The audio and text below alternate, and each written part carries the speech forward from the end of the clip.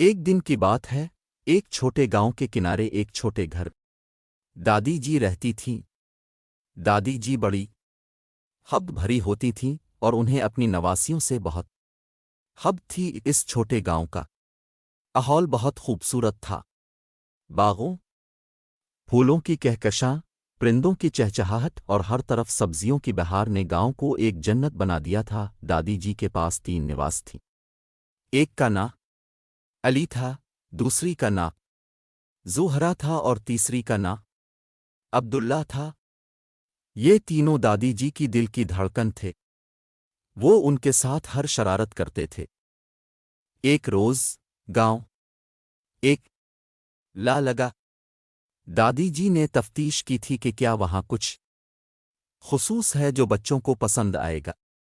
وہ نیک نیت، اچھے اخلاق کے لوگ تھیں اور انہوں نے گاؤں کو بہت سارے رنگین تھیلوں چھپ لیا تھا۔ علی، زہرا اور عبداللہ نے دادی جی کو پوچھا کہ لی جانے کا طلب کیا ہے؟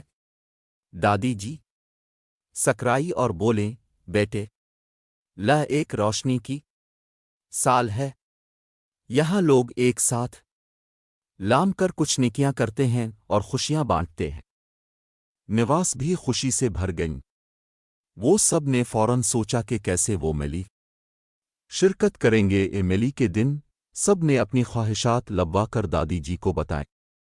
علی نے ایک نئے کتاب کی خواہش کی، زہرا نے ایک نئے دال کت کا لباس، انگا اور عبداللہ نے نئی گیند کی طلب کی۔ ملی کے آخری لام وہ دادی جی نے نواسیوں کو ان کی خواہشات دینے کا بڑا وعدہ دیا۔ وہ ہر ایک کی خواہش پوری کرنے کے لیے ملی کی رب شرکت کی تھیں اور انہوں نے سب کو خوشیاں دیں۔ کے بعد دادی جی نے نواسیوں کو یاد دلایا کہ نیکیوں کا اثر ہے شادلوں رہتا ہے۔ انہوں نے سکھایا کہ دوسروں کی دے کرنا اور ان کی خواہشات پوری کرنا ایک بڑا نہ ہے۔ ملی اس دنیا دادی جی کی حب اور نواسیوں کی احترام سے گھر واقف رہا کرتا تھا۔